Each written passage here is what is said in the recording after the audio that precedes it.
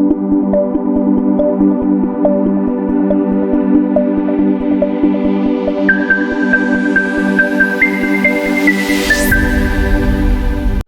4 का next topic पढ़ेंगे, that is anti epileptic drugs.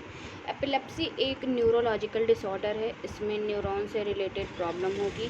जब आयंस एक्स्ट्रा से इंट्रासेलुलर मूव करते हैं तो ये नर्व फायरिंग करना स्टार्ट करते हैं और पोटेंशियल जनरेट करते हैं। तो ऐसे ही due to anatomical reason brain के लोब में अगर कोई ट्रॉमा हो गया है, ट्यूमर हो गया है, या तो नर्व की फायरिंग पर्टिकुलर लोब में ज़्यादा हो जाती है, तो हो सकता है इन फ्यूचर वो एक लोब से दूसरे लोब और एक हेमिस्फीयर से दूसरे हेमिस्फीयर ट्रांसफ़र हो। ठीक है, it is a third most common disorder in the world. First पे आपका सेरिब्रोवैस्कुलर एंड सेकंड पे आपका एल्जाइमर्स डिसऑर्डर आते हैं। Due to some excessive discharge of nerve impulse, due to any abnormality, due to accumulation of that particular nerve discharge, or due to activation of tumor or any kind of trauma, तो ये excessive और abrupt form में nerve को discharge करते हैं। जिस भी particular part में उसका impulse पड़ेगा अचानक से, वहाँ पे उससे जुड़ी abnormality देखने को मिलेगी और particular part वहाँ से डैमेज हो सकता है। सिम्टम्स इसके डिपेंड करते हैं कि उनके ओरिजिन पे कि कौन से पार्ट में कौन सी एपिलेप्सी हुई है। जैसे कि एग्जांपल्स हमने यहाँ पे लिया है मोटर कॉर्टेक्स का। ठीक है, तो इसमें क्या है, ये ऐसा पार्ट है, ऐसा पार्ट ऑफ ब्रेन जो कि मूवमेंट और मोटिलिटी को कंट्रोल कर रहा होगा। अगर इसमें सडन एपिलेप्सी होती है तो ये एबनॉर्मल मूवमेंट कॉज करेगा। Next example is occipital lobe, जिसके फंक्शन को अगर हम अफेक्ट करते हैं तो विजुअल, ऑडिटरी, हेलुसिनेशन इफ़ेक्ट्स मिलेंगे। मींस वो प्रॉपरली देख नहीं पाएगा पर्सन, सुन नहीं पाएगा और थोड़ी देर के लिए वो भूल जाएगा कि कौन सी कंडीशन में वो है। Next example is frontal lobe. इसमें अगर इस पे अटैक होता है तो इस पे असर होंगे, जैसे कि थिंकिंग, प्लानिंग, इमोशनल फीलिंग नहीं रहेगी उस पर्सन में। Next example is temporal lobe. इसमें मेमोरी, अंडरस्टैंडिंग, लैंग्वेज में प्रॉब्लम होगी। लास्ट एग्जांपल इज़ पैराइटल, जिसमें कि परसेप्शन का इम्बैलेंस हो जाएगा थोड़ी देर के लिए और कुछ समझ नहीं आएगा कि क्या हो रहा है और स्पेलिंग में भी प्रॉब्लम होगी। अब हम आते हैं टाइप्स ऑफ एपिलेप्सी पे।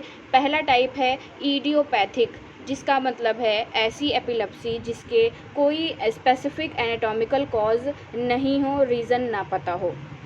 Second one is symptomatic, which means इसके पर्टिकुलर सिम्टम्स पता होते हैं हमें। इसके बहुत कॉज हैं, जैसे drug use, trauma, trimmer, head injury, hypoglycaemia and alcoholic withdrawal etcetera. अब व्हेन टू और मोर एपिलेप्सी अकर्स, तो वो सिम्टोमेटिक एपिलेप्सी कहलाएंगी। ठीक है, ये हमारा स्पेशल नोट है, इस पॉइंट को याद करने की आपको ज़रूरत है। अब हम आते हैं इसके क्लासिफिकेशन में। क्लासिफिकेशन क्या है, उसके साइट और स्प्रेडेबिलिटी के हिसाब से हमने इसको क्लासीफाई किया है। पहला है partial epilepsy.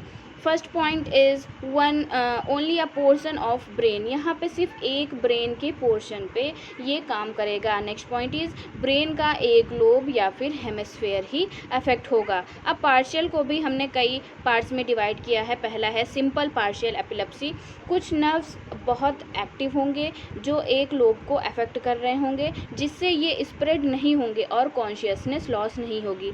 Second one is complex partial epilepsy.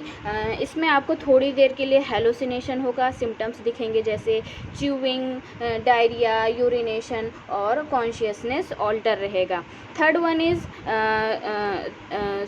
Partial के बाद नेक्स्ट जो क्लासिफिकेशन आता है वो है जनरलाइज्ड सीजर्स का। इसमें पहला जो पॉइंट लिखा हुआ है, begins locally and spread abnormal impulse to both hemisphere. Locally begin होगा और दोनों हेमिस्फीयर में स्प्रेड होकर एबनॉर्मलिटी कॉज करेगा। फिर जनरलाइज्ड सीजर्स को भी हमने डिफरेंट पार्ट्स में डिवाइड किया है। तो पहला है टोनिक क्लोनिक यानी grand mal epilepsy, tonic means continuous contraction होता है, और clonic means rapid contraction and relaxation. इसमें सिम्टम्स होंगे crying and falling. Second one is absence seizure, इसको हम पेटिनल एपिलेप्सी भी बोलते हैं। ये बेसिकली चिल्ड्रंस में होते हैं, स्पेशली 3 to 5 ईयर्स ओनली, और 3 to 5 सेकेंड्स के लिए होता है। पर्सन की आइज़ बार बार ब्लिंक होंगी, वो एक ही डायरेक्शन पे ध्यान से देखेगा काफ़ी टाइम के लिए। Third one is atonic epilepsy, इसमें कॉन्शियसनेस थोड़ी देर के लिए लॉस्ट हो जाता है, मसल्स रिलैक्स हो जाएंगे और वो फॉल डाउन हो जाएगा। Next one is myoclonic, which means कि इसमें मसल्स का कॉन्ट्रैक्शन होगा सेवरल टाइम्स के लिए। लास्ट वन इज़ इन्फेंटाइल, जो कि इन्फेंट्स में होती है। अब हम देखते हैं इसका मैकेनिज्म ऑफ एक्शन कि ये कैसे वर्क करता है। First point is blockade of sodium ion channel and prolongation of their inactive state.